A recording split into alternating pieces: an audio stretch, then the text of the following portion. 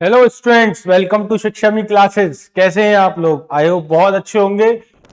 ये या कुछ भी वो जो आप देख सकें, उसमें कहने का मतलब ये है, मान लीजिए एक पॉइंट है मेरे पास 2,3 और एक पॉइंट है मेरे पास। रिफ्लेक्शन का मतलब क्या होता है? रिफ्लेक्शन का मतलब पॉइंट का रिफ्लेक्शन ये है, जैसे अगर हम वाई एक्सिस को प्लेन एरर मान रहे हैं तो हमारा वाई कोऑर्डिनेट सेम रहेगा। ये डिस्टेंस रिलेटेड मेथड है जिसको हमने कह दिया x1 और y1। एक कोऑर्डिनेट है हमारा b जिसको हमने कह दिया x2 और y2। इसी तरह से y ले लीजिए, y भी क्या कहता है? y1 plus y2 upon 2। और आज हम शुरू करने जा रहे हैं अपना एनसीईआरटी न्यू गणितम मंजरी का पहला चैप्टर जिसका नाम है ओरिएंटिंग योरसेल्फ। और आज मैं आपको इसमें बताने वाला हूं कि किस तरह से ये चैप्टर में चेंजेस आए हैं, क्या क्या टॉपिक्स हम इसमें पढ़ने वाले हैं, क्या क्या चीजें इसमें डिलीवर की हैं उन्होंने, जिसको हम यहां पर पहले जो कोऑर्डिनेट ज्योमेट्री चैप्टर नाम हुआ करता था पुरानी वाली एनसीईआरटी में, आज इन्होंने बदलकर चेंज कर दिया है orienting yourself the use of coordinates. ठीक है, अच्छा, इसमें ये जो लेक्चर है हमारा, ये जीरो लेक्चर है। इसमें कोई एक्सरसाइज डिस्कस नहीं करेंगे। बेसिकली जो चैप्टर है उसकी थीम डिस्कस करेंगे आप कि हम वहां पर क्या क्या पढ़ने वाले हैं। बेसिकली ये चैप्टर है क्या,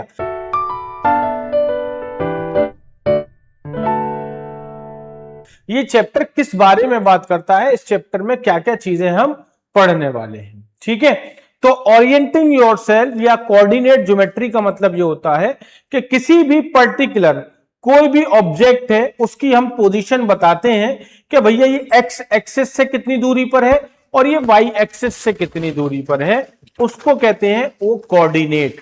कोऑर्डिनेट में हमारे पास दो चीजें मौजूद होती हैं, एक होता है एक्स कोऑर्डिनेट और एक होता है वाई कोऑर्डिनेट।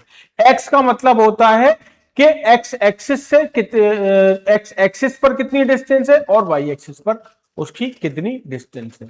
इसको समझने के लिए एक्स एक्सिस और वाई एक्सिस डिस्टेंस, ये सब चीजें समझने के लिए सबसे पहला जो हमारा काम है वो ये है कि हम यहां सीखेंगे कि यहां पर कार्टेशियन प्लेन क्या होता है। कार्टेशियन प्लेन का मतलब जिस पर हम इन पॉइंट्स को प्लॉट करते हैं, जिस पर हम ये बताते हैं कि हाँ भाई ये पॉइंट P है, इसके कोऑर्डिनेट 2,3 हैं, ये पॉइंट Q है, इसके कोऑर्डिनेट -1,4 है।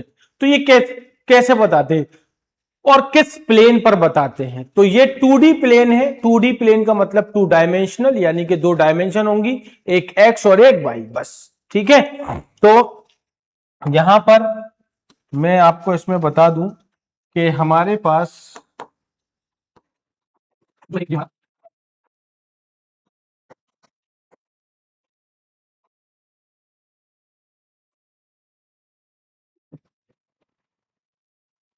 ये दो लाइन है, एक हॉरिजॉन्टल लाइन है और एक वर्टिकल लाइन है।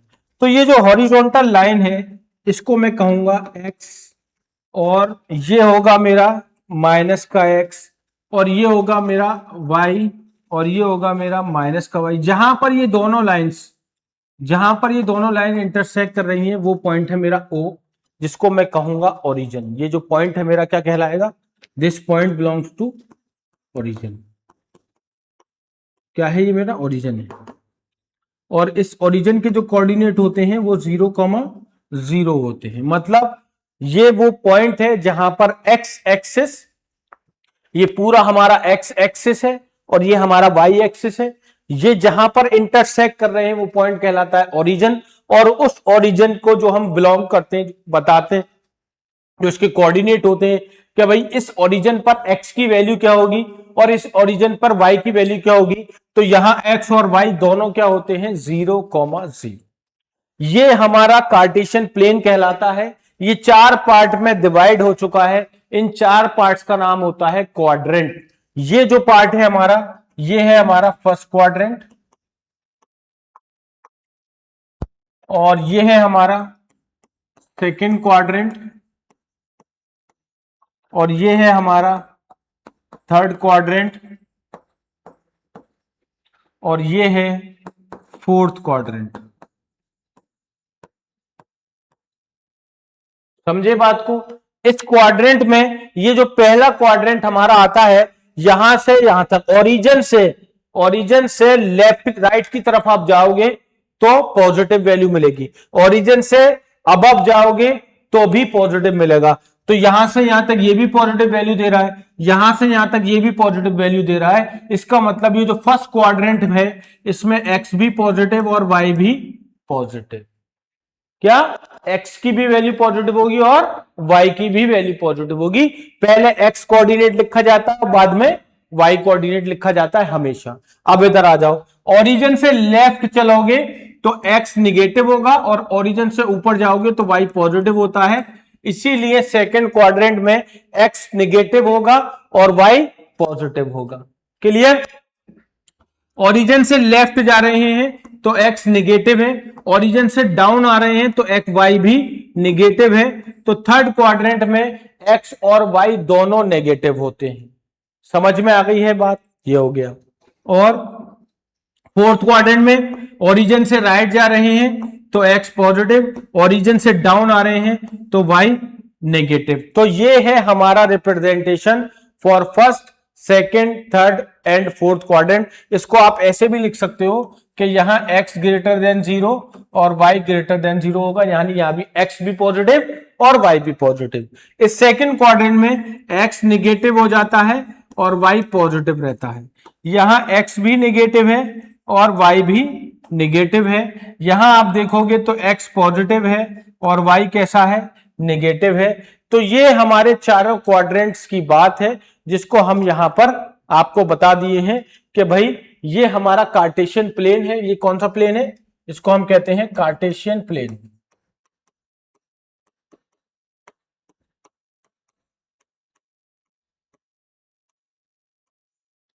कौन सा प्लेन कहलाता है? कार्टेशियन प्लेन, जहां पर हम x की और y की पोजीशन ये बताते हैं कि भाई ये क्वाड्रेंट में कौन पॉजिटिव होगा और कौन नेगेटिव होगा। समझ में आ गई है बात? इसमें किसी तरह की कोई दिक्कत परेशानी नहीं होगी। बिल्कुल इसको नोट करिए, जल्दी से करिए, स्पीड से।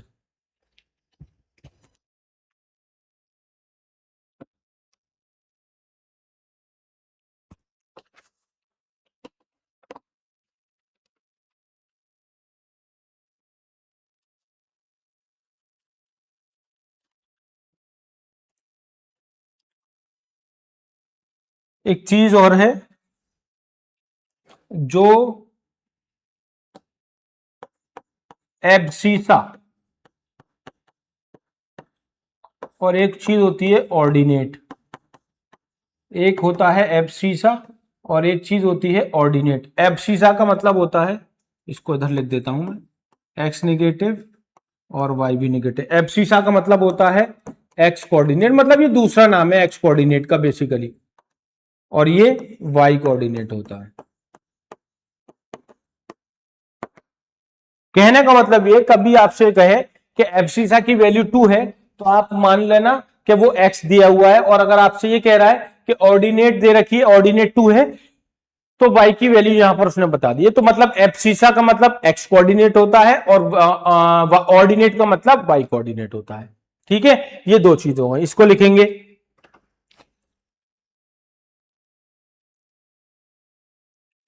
अब एक चीज और समझिएगा, मान लीजिए कि कोई पॉइंट है यहां पर, और मैंने कहा कि बस ये पॉइंट है मेरा P, इस पॉइंट का डिस्टेंस x एक्सिस से क्या होगा। और मैंने एक बात और कही कि इस पॉइंट का डिस्टेंस y एक्सिस से क्या होगा। भाई ये मेरा पॉइंट है P, इसका डिस्टेंस x एक्सिस से, और इस पॉइंट का P का डिस्टेंस y एक्सिस से कितना होगा। तो आप क्या बताओगे? आप ये कहना डिस्टेंस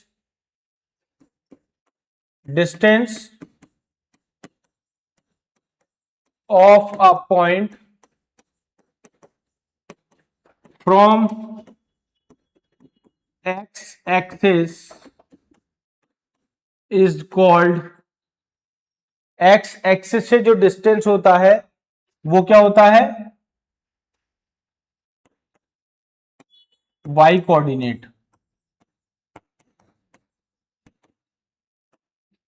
जो हम डिस्टेंस x एक्सिस से किसी पॉइंट का निकालते हैं वो y की वैल्यू होती है, y कोऑर्डिनेट, या आगे लिख दो आप और y इज इक्वल टू के। अब के पॉजिटिव है निगेटिव है वो दूसरी बात है, ठीक है। आगे एक और point, distance of a point from y axis is called x coordinate, यानी कि x इज इक्वल टू के या कुछ भी वो जो आप देख सकें उसमें।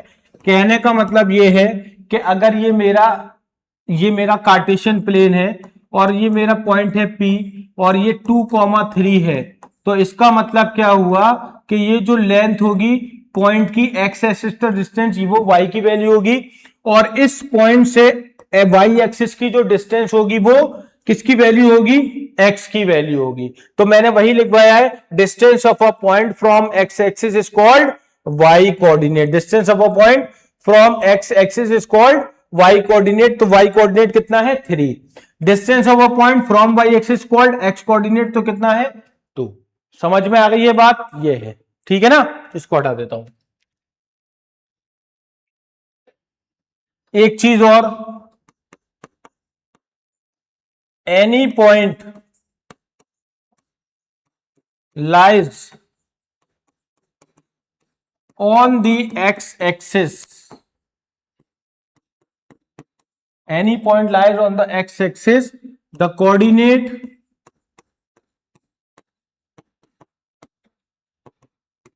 of a point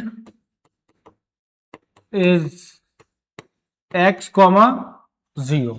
कोई भी पॉइंट अगर x एक्सिस पर लाई करेगा तो वहां y की वैल्यू क्या होगी, 0 होगी। और आगे क्या लिख देंगे, y इक्वल टू 0, ठीक है, y equal to 0।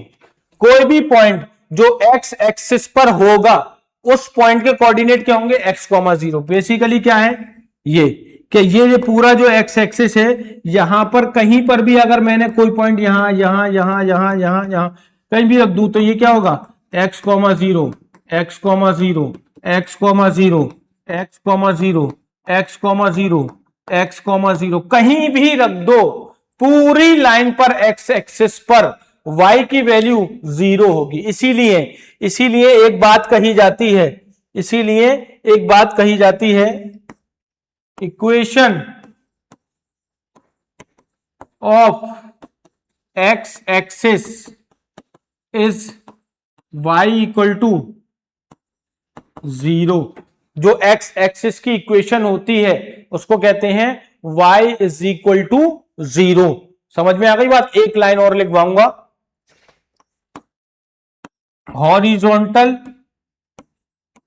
Horizontal line are called as x axis. जो हॉरिजॉन्टल लाइन है वो क्या होती है, x एक्सिस होती है। समझ में आ गई बात। तो मैंने क्या क्या पॉइंट लिखवाए, कोई भी पॉइंट x एक्सिस से होगा वहां पर y का डिस्टेंस बताएगा, वो y कोऑर्डिनेट के बारे में बताएगा। किसी भी पॉइंट का y एक्सिस से डिस्टेंस वो x की वैल्यू बताएगा। कोई भी पॉइंट x एक्सिस पर है वो x, 0 होगा। x एक्सिस की इक्वेशन y इक्वल टू 0। जो हॉरिजॉन्टल लाइन है उसको हम क्या कहते हैं, x एक्सिस। और y एक्सिस हो गया, distance of a point from x axis हो गया, y एक्सिस हो गया। एक बात और लिख लो, any point lies on y axis, any point lies on y axis, the coordinate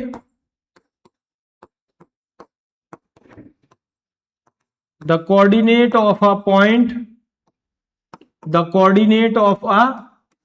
point is 0, y।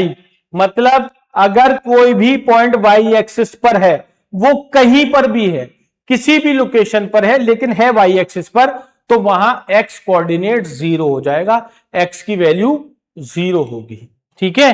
और इसी को बात को ये भी कह सकते हैं,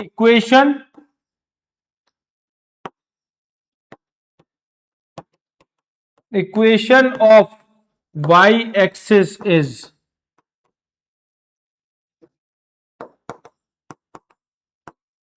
x equal to 0, x equal to 0। जो y एक्सिस की इक्वेशन होती है वो क्या होती है, x इक्वल टू 0 होती है।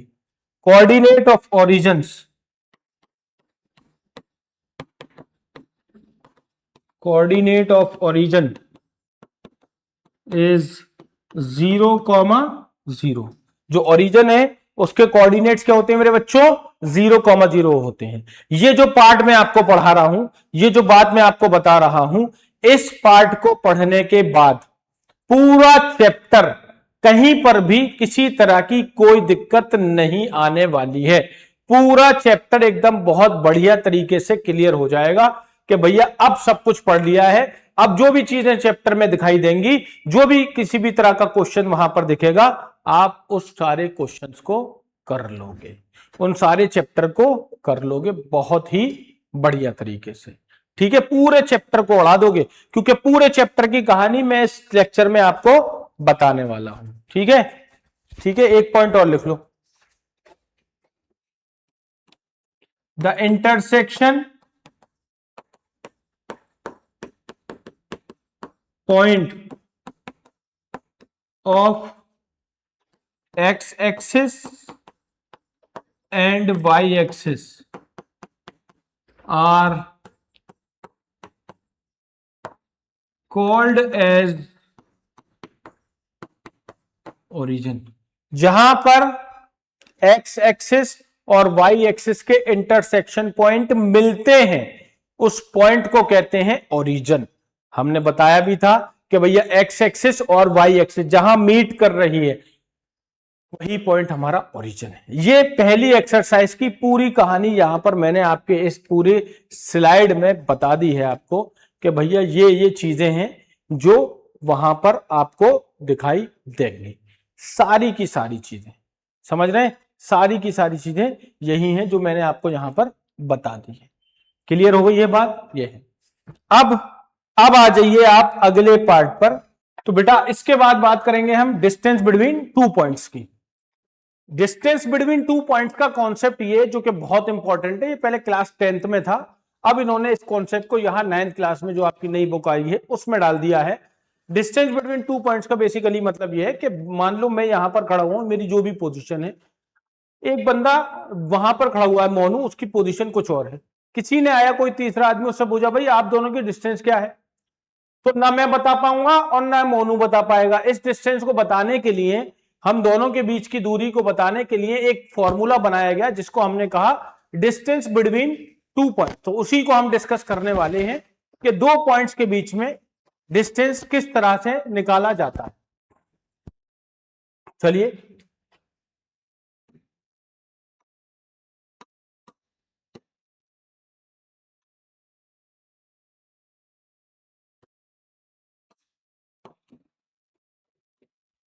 तो पहले तो हम फॉर्मूला लिखेंगे डिस्टेंस बिटवीन टू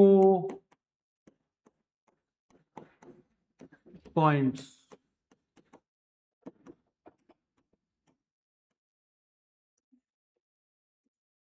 दो पॉइंट्स के बीच का डिस्टेंस क्या होता है। दो पॉइंट्स के बीच का डिस्टेंस निकालने के लिए हमने क्या किया भाई कि हमने एक ही लाइन लेकर आपको बताया कि भाई एक ही लाइन है, मान लीजिए इस लाइन में एक हमारा कोऑर्डिनेट है, पॉइंट है ए जिसके कोऑर्डिनेट हैं x1, y1। एक पॉइंट है हमारा बी जिसके कोऑर्डिनेट हैं x2 और y2। ये दो पॉइंट है x1 y1 और x2 y2। अब मुझे इन दोनों पॉइंट्स के बीच की डिस्टेंस निकालनी है, तो मैं कैसे निकाल पाऊंगा। इसके लिए ही जो फॉर्मूला है वो ये है कि A B is equal to x2 minus x1 का whole square plus y2 minus y1 का होल स्क्वायर। मतलब सर कैसे निकाला ये आपने, x2 में से x1 को माइनस किया, होल स्क्वायर कर दिया, बीच में प्लस का साइन, y2 में से y1 को माइनस कर दिया, y1 होल स्क्वायर कर दिया। अब ये फॉर्मूले का डेरिवेशन है, ड्राइव्ड फॉर्म है कि x2 माइनस x1 का होल स्क्वायर कर रहे हैं। अगर आप जनरली देख रहे हो तो अगर आप x1 माइनस x2 का होल स्क्वायर करोगे तब भी आंसर सेम आएगा, तो कोई घबराने वाली बात नहीं है। चाहे x2 माइनस x1 लिखो या x1 माइनस x2 का होल स्क्वायर करो, बात एक ही है, आंसर सेम आएगा। समझ गए बात को? तो ये है हमारा formula distance between two point का, दो पॉइंट्स के बीच की डिस्टेंस इस तरह से यहां पर निकाली जाएगी। मैं इसका एक एग्जाम्पल देकर आपको समझाता हूं जो कि और ज्यादा क्लियर कर देगा चीजें आपको लिए। Find the distance between two points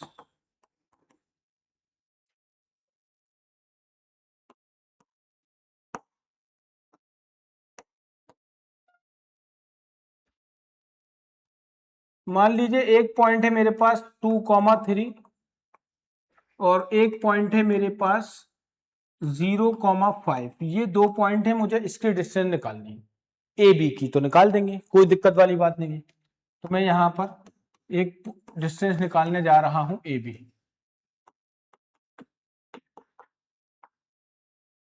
तो मैं 0 में से 2 को माइनस करूंगा तो मैं यहां लिख दूंगा 0 माइनस 2 का whole square.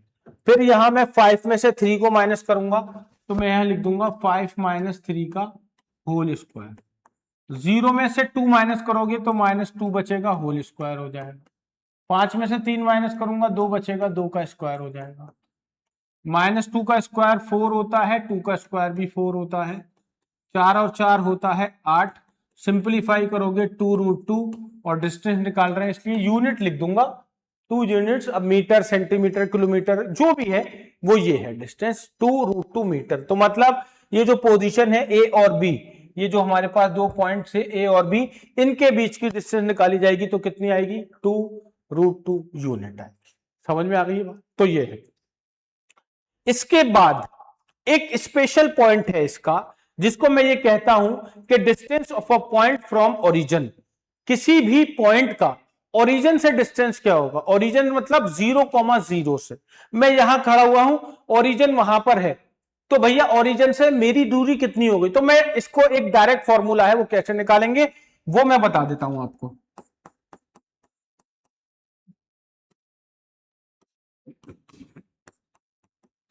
Distance of a point from origin. तो एक ये लाइन है जिसके कोऑर्डिनेट है भैया ए, एक्स कॉमा वाई, और इसका कोऑर्डिनेट है बी। इसका बी कोऑर्डिनेट नहीं लो, इसको लो आप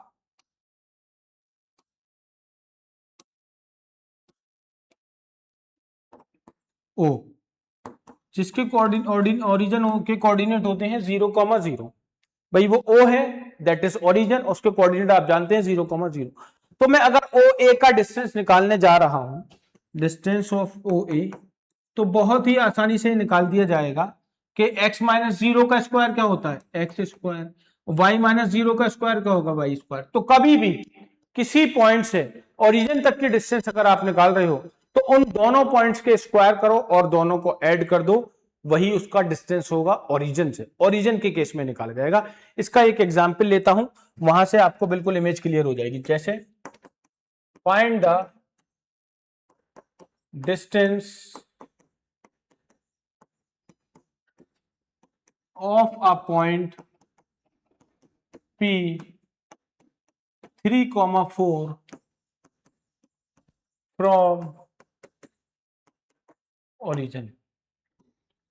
तो मुझे यहां पर एक डिस्टेंस निकालना है, जो कि मेरा ये डिस्टेंस है, पॉइंट P है मेरा, ये मेरा पॉइंट P है जिसके कोऑर्डिनेट है 3,4, और ये मेरा ओरिजिन है जिसके कोऑर्डिनेट मैं जानता हूं OP।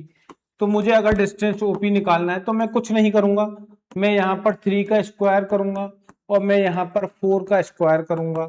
ये आ जाएगा मेरा 9 और ये आ जाएगा मेरा 16, और 16 और 9 आप जानते हैं 25 होते हैं, और 25 का स्क्वायर होता है 5, तो ये आ जाएगा मेरा 5 यूनिट्स। तो किसी भी पॉइंट का डिस्टेंस ओरिजिन से 5 X square plus Y square का स्क्वायर रूट होगा, अगर अगर आप ओरिजिन से किसी भी पॉइंट का डिस्टेंस निकाल रहे हैं। समझ में आ गई है बात? तो ये आ गया 5 units.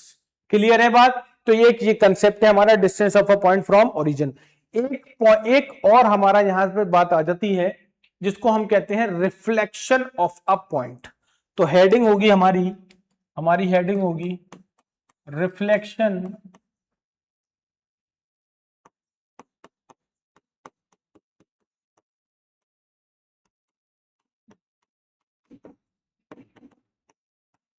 Reflection of a point. क्या होगी? Reflection of a point. अब इसमें रिफ्लेक्शन का मतलब क्या होता है?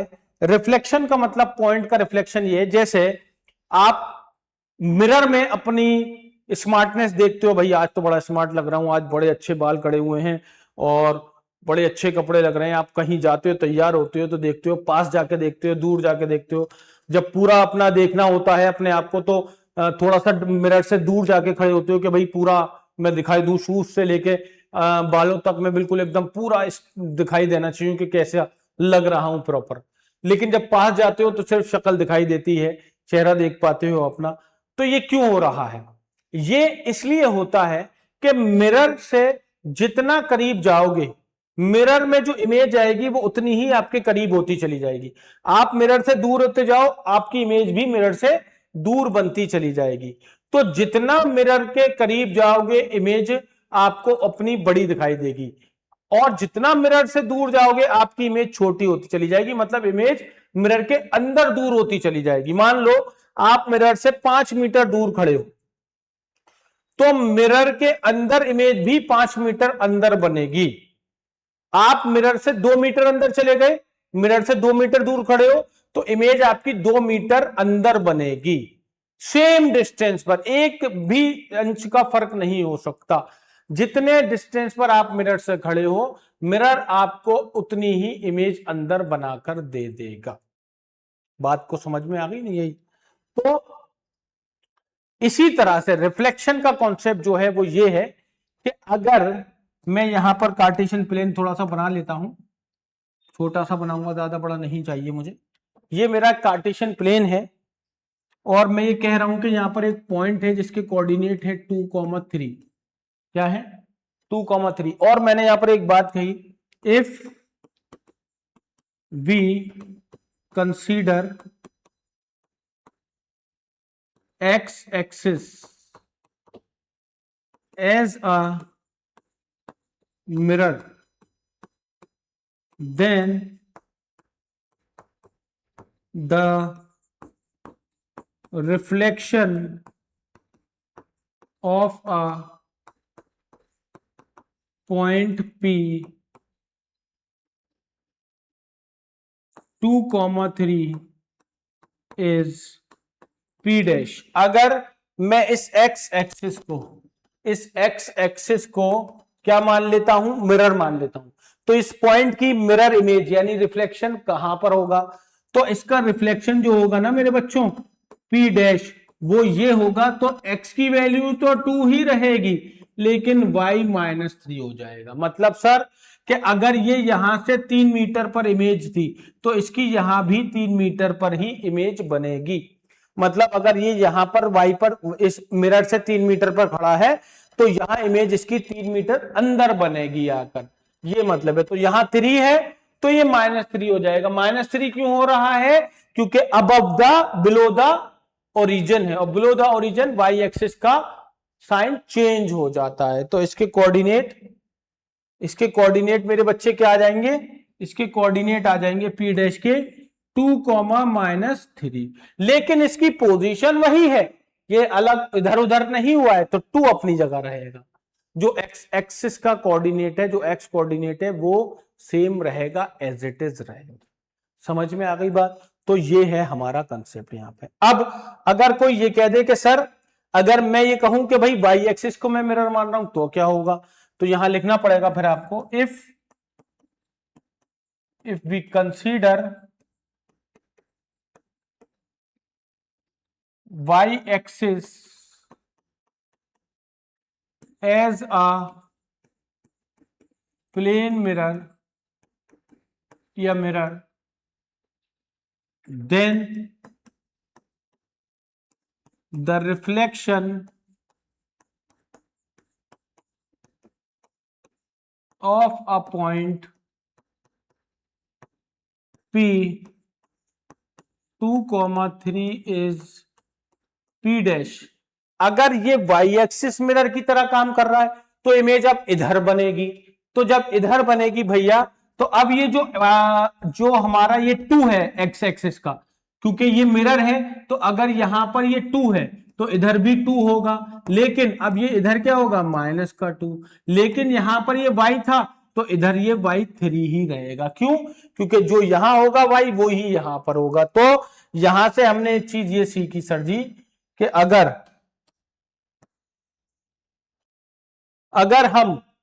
अगर हम y एक्सिस को प्लेन मिरर मान रहे हैं तो हमारा y कोऑर्डिनेट सेम रहेगा, और अगर हम x एक्सिस को मान रहे हैं मिरर तो हमारा x कोऑर्डिनेट सेम रहेगा। बिल्कुल रहेगा, क्योंकि मैं खड़ा तो यहीं पर हूं।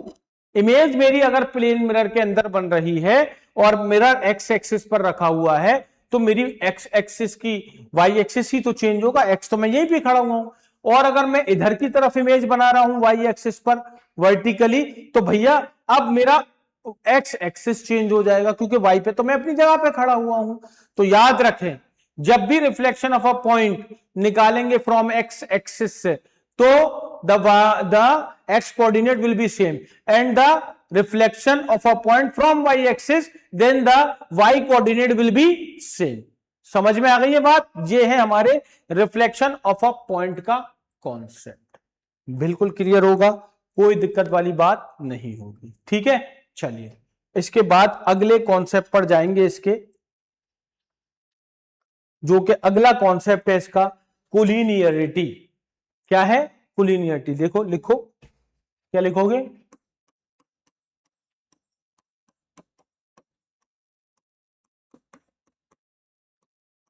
सर ये क्या चीज है?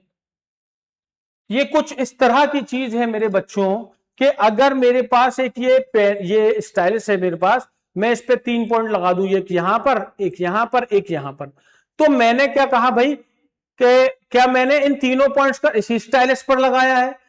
तो आप कहोगे हाँ सर। तो ये जो 3 पॉइंट है एक ही लाइन पर लगे हुए हैं? बिल्कुल सर। तो अगर ये 3 पॉइंट एक लाइन पर लगे हुए हैं तो मैं इनको कहूंगा कोलिनियर पॉइंट्स। ये कैसे पॉइंट है मेरे बच्चों? कोलिनियर पॉइंट्स है। तो यही कॉन्सेप्ट है कोलिनियरिटी का कि अगर 3 पॉइंट्स लाई करेंगे सेम स्ट्रेट लाइन पर तो वो पॉइंट कहलाएंगे हमारे कोलिनियर। क्या कहलाएंगे? कोलिनियर कहलाएंगे। तो डेफिनेशन लिख सकते हैं,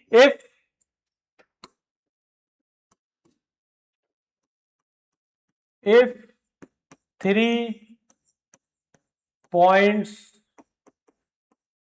lies on the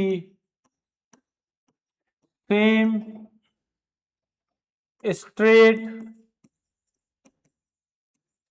line, then these 3 points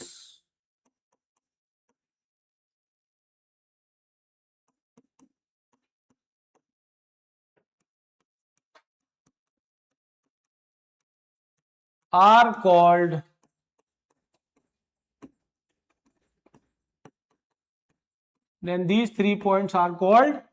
collinear. तो अगर तीनों पॉइंट्स एक लाइन पर लाई कर रहे हैं तो वो पॉइंट कहलाएंगे कोलिनियर। सर ठीक है, हमारी समझ में आ गई बात। लेकिन सर अब आप ये बताइए कि इसको प्रूफ कैसे करें कि हम भाई यहां पर मैंने ये कहा, आपने सर हमें ऐसे बताया कि ये पॉइंट है हमारे, ये एक लाइन है, मैंने कहा ठीक है। एक पॉइंट हमारा ये ए है जिसके कोऑर्डिनेट हमने लिखे x1 y1 सर। एक पॉइंट बी है जिसके कोऑर्डिनेट लिख दिए x2 y2। एक पॉइंट सी है जिसके कोऑर्डिनेट है x3 y3। तो सर ये तीनों पॉइंट्स एक ही लाइन पर लाई कर रहे हैं, तो these 3 points are called collinear. लेकिन हमने इसको रिप्रेजेंट तो कर दिया, थ्योरेटिकली कैसे प्रूफ करेंगे, तो बिल्कुल बताएंगे। आपकी बुक में भी वो आपसे ये पूछ रहा है, पूछेगा कि suggest a method then these 3 points are collinear.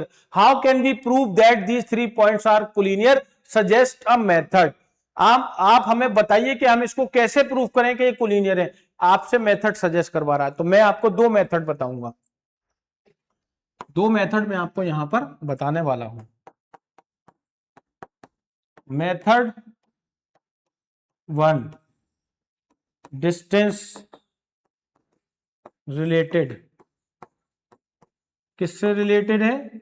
Distance related है। कैसे भैया? अगर आप ए और बी के बीच का डिस्टेंस निकालें, मतलब आप इस लेंथ को निकालें ए बी को, प्लस आप इस लेंथ को निकालें बी सी को, तो अगर मैं ये लेंथ और ये लेंथ प्लस कर दूं तो क्या मुझे ये पूरी लेंथ एसी नहीं मिल जाएगी? बिल्कुल मिल जाएगी सर। तो ये है हमारा कॉन्सेप्ट किसका?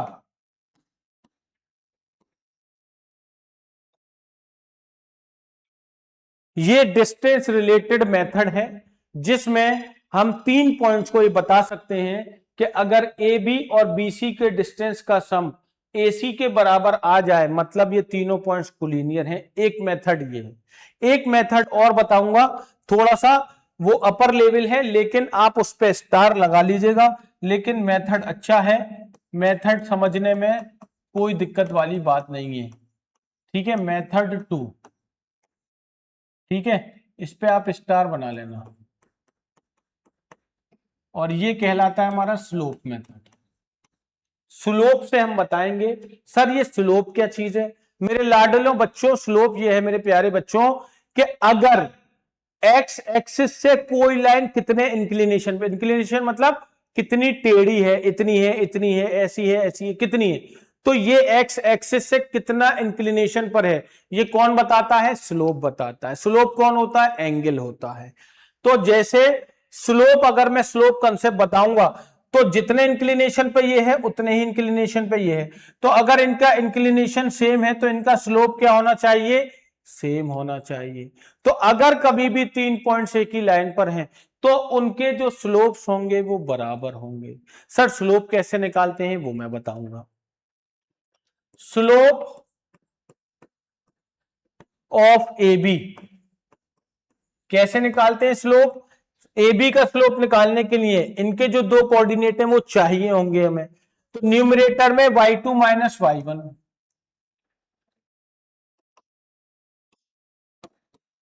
न्यूमरेटर में y2 minus y1 upon denominator में x2 माइनस x1।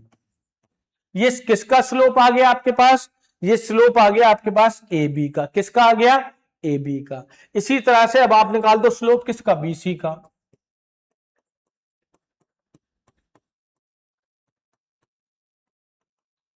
जब स्लोप निकालते हैं तो क्या करते हैं? y कोऑर्डिनेट ऊपर, तो y3 माइनस y1 अपॉन में x3, सॉरी y1 नहीं, y3 माइनस y2, क्योंकि y2 है, और ये x3 माइनस x2।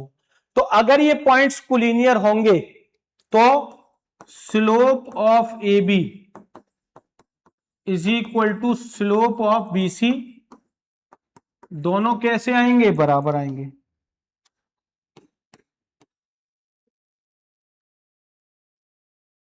तो ये कंसेप्ट है हमारा एक, कि भाई अगर स्लोप बताने हैं तो आप या तो इससे बता दो या आप इससे बता दो, दोनों एक ही बात है हमारी। तो स्लोप के दो कंसेप्ट हो गए, एक तो डिस्टेंस रिलेटेड और एक स्लोप रिलेटेड। समझ में आ गई ये बात? कोई दिक्कत वाली बात नहीं है। इसको आप यूज कर सकते हो कब? इसको आप जब यूज कर सकते हो जब एमसीक्यू क्वेश्चन है, क्योंकि ये क्लास 11th का कॉन्सेप्ट है। ठीक है ना? वैसे तो वो हमसे सजेशन मांग रहा है, अब आप ये भी बता दोगे तो कोई दिक्कत नहीं है, लेकिन मैं आपको बता रहा हूं कि 11th का कॉन्सेप्ट है, ये क्लास 10th का कॉन्सेप्ट है। दोनों में से कोई भी लगाइए आप, कोई दिक्कत वाली बात नहीं है। ठीक है, इसको कर लीजिए। अब बात करते हैं नए कंसेप्ट की, जो है मिड पॉइंट फॉर्मूला। इस पर भी आपके क्वेश्चन मेरे बच्चों दिए गए हैं। मिड पॉइंट फॉर्मूले का मतलब यह है कि जैसे कि ये मेरे पास एक रॉड है, इसको अगर मैं यहां से बिल्कुल इसके मिडिल पॉइंट से अगर मैं इसको कट कर देता हूं तो जहां से मैंने इसको कट किया है उसके कोऑर्डिनेट्स क्या है ये पूछता है आपसे। तो ये कौन बताता है हमें, ये बताता है हमें मिड पॉइंट फॉर्मूला। क्या होता है सर, अभी बताते हैं, इसको लिखेंगे mid point formula.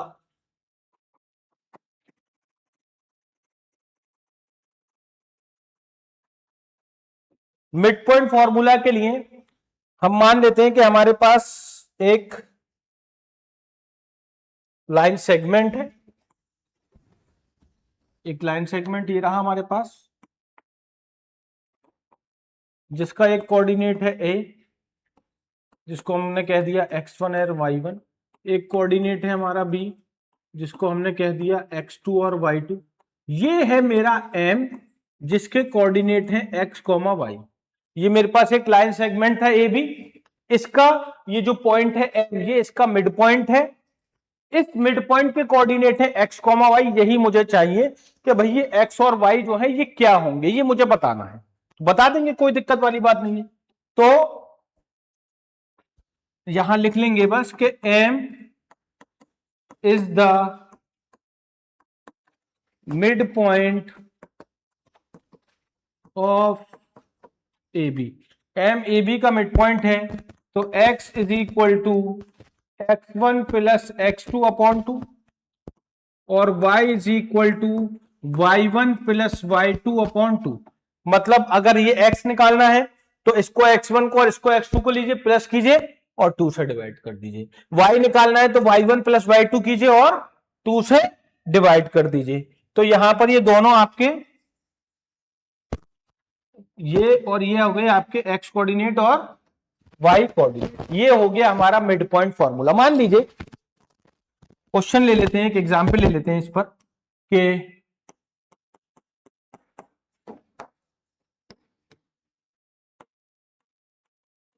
Find the midpoint of line segment joining the point A 2,4 and B 6,8. Find the midpoint of line segment joining the point A 2,4 and 6,8. तो ये एक लाइन सेगमेंट है, ये एक लाइन सेगमेंट है हमारे पास जिसके coordinate है ए, जो गिवन है 2,4। एक पॉइंट है हमारे पास बी जिसके कोऑर्डिनेट है 6,8। इसका हमें मिड पॉइंट निकालना है, जिसको मैंने क्या मान लिया है x, y। तो इसके जो मिड पॉइंट m है, इसके कोऑर्डिनेट्स क्या होंगे ये पूछ रहा है। तो कोई दिक्कत वाली बात नहीं है। हम क्या करेंगे, हम यूज करेंगे मिड पॉइंट फॉर्मूला, जो क्या कहता है x is equal to x1 plus x2 upon 2, यानी कि 2 प्लस 6, 2 प्लस 6 अपॉन 2 यानी कि 8 अपॉन 2 यानी कि 4। तो x कितना आ गया, 4 आ गया आपके पास। इसी तरह से y ले लीजिए, y भी क्या कहता है y1 प्लस y2 अपॉन 2। तो भैया y1 आपके पास 4 है और y2 आपके पास 8 है अपॉन 2। तो y कितना आ गया 12 अपॉन 2। तो कितना हो गया ये आ गया भैया जी आपके पास 6। तो कोऑर्डिनेट क्या हो गए इसके, इसके कोऑर्डिनेट हो गए 4,6। समझ में आ रही है बात। तो इस तरह से मिड पॉइंट हम निकाल सकते हैं किसी भी लाइन सेगमेंट का, जो हमें वहां दे रखा होगा क्वेश्चन में। मिड पॉइंट फॉर्मूला यूज करेंगे और मिड पॉइंट हमारे सामने होगा। समझ में आ गई बात। तो मेरे बच्चों ये बिल्कुल क्लियर होगा मिड पॉइंट का कंसेप्ट। इस पर मैंने एक एग्जांपल भी ले लिया है, आपको इसका क्वेश्चन एक्सरसाइज में मिलेगा, तो वो आप वहां पर बिल्कुल कोई कंफ्यूजन वाली बात नहीं रहेगी। आपको पता होगा कि मिड पॉइंट लगाकर कैसे फॉर्मूला बनाना है। ठीक है, चलिए नेक्स्ट इसका पार्ट और देखते हैं, जो कि है हमारा, जो आपने नहीं देखा होगा पहले, जिसको हम कहेंगे ट्राइसेक्शन। इसमें एक बात और पूछी जाएगी आपसे, ट्राइसेक्शन की बेसिस पर एक क्वेश्चन पूछा जाएगा कि भैया एक लाइन सेगमेंट है जो ट्राइसेक्ट कर रहे हो जिसको 2 पॉइंट, तो उन पॉइंट्स के कोऑर्डिनेट क्या होंगे। तो यहां पर मैं आपको पहले बता देता हूं कि ट्राइसेक्शन का मतलब क्या होता है। ट्राई सेक्शन का मतलब होता है जैसे कि ये आपने एक लाइन सेगमेंट ले लिया है, यहां पर ये हमारे पास एक लाइन सेगमेंट है जिसका एक कोऑर्डिनेट है ए, जिसको मैंने नाम दे दिया है एक्स कॉमा वाई, जिसमें मेरे पास एक कोऑर्डिनेट है बी, जिसको मैंने नाम दे दिया है x2 और y2। एक पॉइंट है मेरे पास यहां पर p और एक पॉइंट है मेरे पास यहां पर q। ये जो p और q पॉइंट है ये इस पूरी लाइन को 3 इक्वल पार्ट में डिवाइड कर रहे हैं। कैसे सर? ये AP और ये PQ और ये QB, ये तीनों पार्ट्स बराबर हैं, तो ये P और Q ने इस पूरी लाइन को 3 इक्वल पार्ट में डिवाइड कर दिया है, इसीलिए हम इसको कहते हैं ट्राइसेक्शन। ठीक है, क्योंकि ट्राइसेक्ट हो गई है, 3 इक्वल पार्ट में डिवाइड हो गई है, AP, PQ और QB। तो आप उसका क्वेश्चन क्या होगा कि भैया आप मुझे P के और Q के कोऑर्डिनेट्स बता दो। तो ये P और Q के कोऑर्डिनेट्स निकालने के मेरे पास दो मेथड है। पहला मेथड ये है कि इसको सेक्शन फॉर्मूला यूज करके P और Q के कोऑर्डिनेट निकाले जा सकते हैं। सर सेक्शन फॉर्मूला क्या है? सेक्शन फॉर्मूला यूज नहीं करेंगे, बस क्योंकि सेक्शन फॉर्मूला आपके सिलेबस का पार्ट नहीं है, वो 10th क्लास में प्रॉपर है, उसको यहां इंट्रोड्यूस नहीं किया गया है। तो सर कैसे निकालें फिर? तो फिर इसको निकालने के लिए हम यूज करेंगे मिड पॉइंट फॉर्मूला, जो आपके सिलेबस का पार्ट है। तो मिड पॉइंट फॉर्मूला यूज करके मैं P के कोऑर्डिनेट निकालूंगा, A और Q का मिड पॉइंट है P, और Q के कोऑर्डिनेट निकालूंगा क्योंकि P और Q B का मिड पॉइंट है Q। तो by using mid point formula find the coordinate of P and Q हम निकाल सकते हैं। समझ गए आगे? अब आप इस बात को यहां पे लिख लीजिए कि AP बराबर होगा भैया जी PQ और बराबर होगा QB के। This is called trisection. ये ट्राइसेक्शन वाला पार्ट है जो कि यहां पर हमें ये बताता है कि जो पॉइंट है हमारे P और Q वो इस लाइन को 3 इक्वल पार्ट में डिवाइड कर रहे हैं। With the help of midpoint formula we can find, यहां लिख लेंगे, मैं लिख देता हूं, with the help of midpoint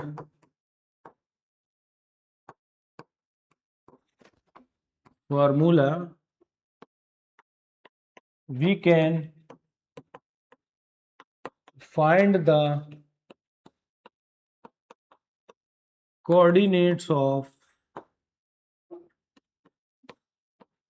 P and Q। Mid point formula की हेल्प से हम P और Q के कोऑर्डिनेट को फाइंड कर सकते हैं। ये है हमारा ट्राई सेक्शन की बात। अब एक चीज और मेरे पास बची है इस चैप्टर में डिस्कस करने के लिए, वो है कुछ ट्रायंगल की प्रॉपर्टीज। यानी कि सबसे पहले मैं आपसे बात करूंगा कि भैया टाइप्स ऑफ ट्रायंगल कितने होते हैं। टाइप्स ऑफ ट्रायंगल,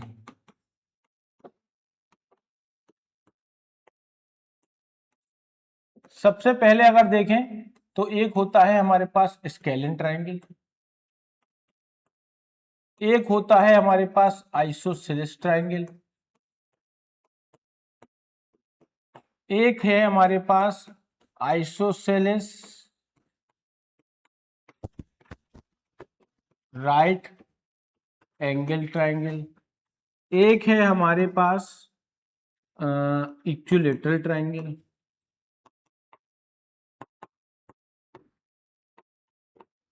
एक है हमारे पास राइट एंगल ट्रायंगल। इन सब की प्रॉपर्टी हमें पता होनी चाहिए। क्यों सर? क्योंकि यहां पर उसके बारे में बात की गई है आपसे। समझ रहे हैं बात को? तो सबसे पहले मैं बात करूंगा स्केलिन ट्रायंगल की। किसकी बात करेंगे? स्केलिन ट्रायंगल की।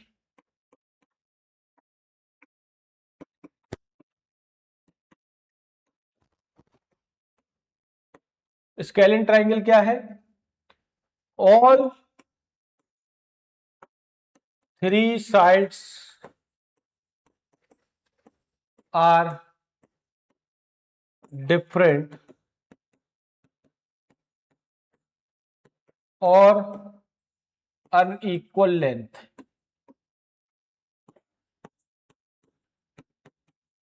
अगर मैं आपसे बात करूं स्केलिन ट्रायंगल की, तो स्केलिन ट्रायंगल वो ट्रायंगल होता है जिसकी तीनों साइड्स अलग अलग होती हैं, जिसकी तीनों साइड्स में कोई रिलेशन नहीं होता, ना ही एंगल में रिलेशन होता। ठीक है, इसके बाद अगर हम बात करें आइसोसेलेस ट्रायंगल की,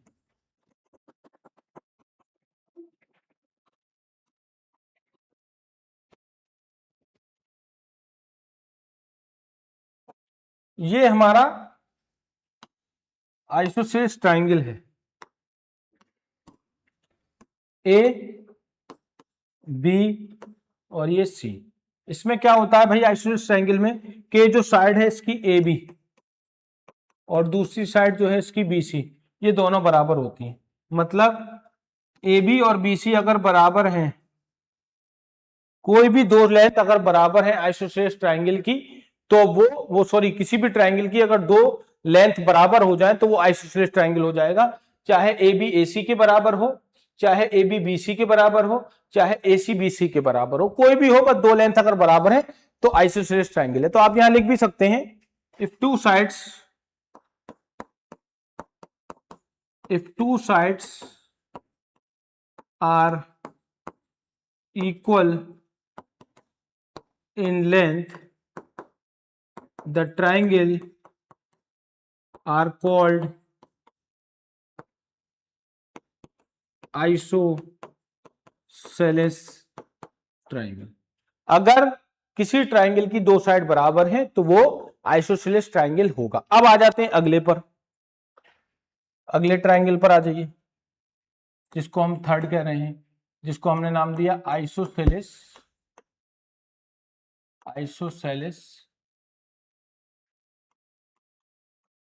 राइट एंगल ट्रायंगल।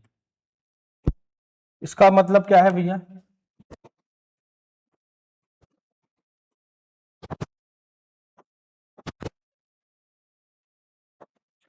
इसका मतलब होता है कि अगर ये ए है और ये बी है और ये सी है, ये 90 है, तो आइसोसेलेस राइट एंगल ट्रायंगल वो होता है जिसका एक एंगल तो 90 होगा, जिसका एक एंगल 90 होगा, बाकी उसकी ये साइड और ये साइड दोनों कैसी होंगी, बराबर होंगी। क्या होंगी, बराबर। ये ए बी और ए सी दो साइड बराबर होंगी, 90 के सामने वाली साइड हाइपोटेन्यूज होती है वो कभी भी बराबर नहीं होगी। तो if two sides are equal and one angle of triangle are 90, then triangle is isosceles। कैसी होगी, ट्रायंगल कैसा होगा, आइसोसेलेस होगा अगर एक एंगल 90 है। एक एंगल कैसा है, एक एंगल अगर 90 है और दो साइड बराबर हैं तो ट्रायंगल होगा आइसोसेलेस ट्रायंगल। क्लियर है बात, ये हो गया, ये तीन ट्रायंगल हो गए। एक और की बात करेंगे, किसकी, राइट एंगल ट्रायंगल की बात करेंगे। राइट एंगल से पहले बात कर लेंगे इक्विलेटरल ट्रायंगल की। Equilateral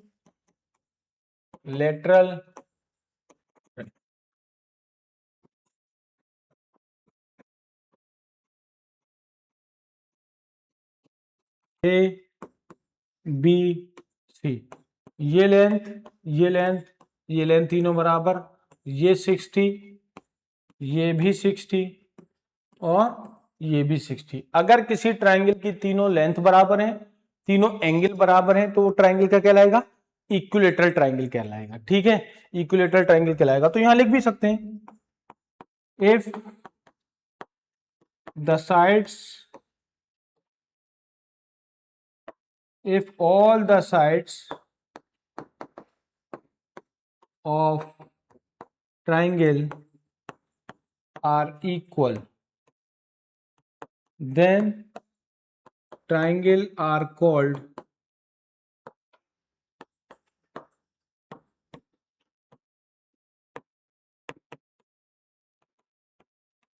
equilateral। AB BC AC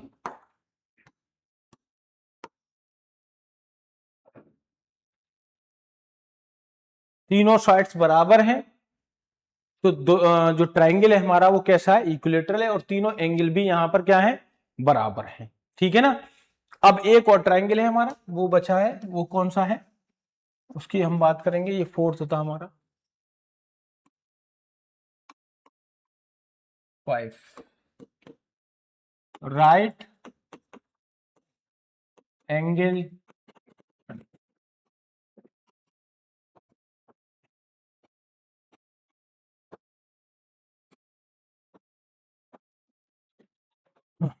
ए बी सी, ये हो गया हमारा राइट एंगल ट्राइंगल। जो एंगल 90 है उसके सामने वाली साइड होती है हाइपोटेन्यूज, बाकी इसको हम कह देंगे बेस, और ये हो जाएगी हमारी परपेंडिकुलर।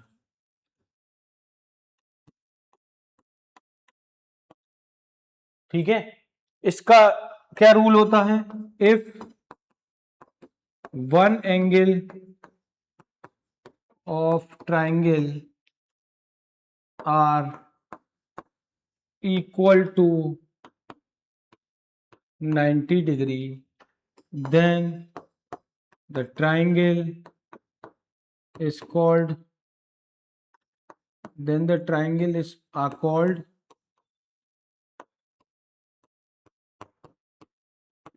right angle triangle। ठीक है। और हाइपोटेन्यूज का स्क्वायर बराबर होता है परपेंडिकुलर का स्क्वायर प्लस बेस का स्क्वायर।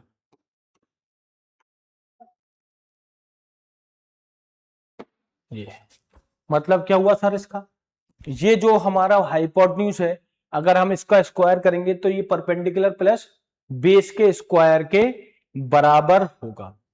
तो ये थी हमारी ट्राइंगल की प्रॉपर्टीज। मैंने आपको इस चैप्टर का एक एक पॉइंट बता दिया है। बेसिकली इस चैप्टर का कंप्लीट इंट्रोडक्शन है एंड ऑफ एक्सरसाइज तक।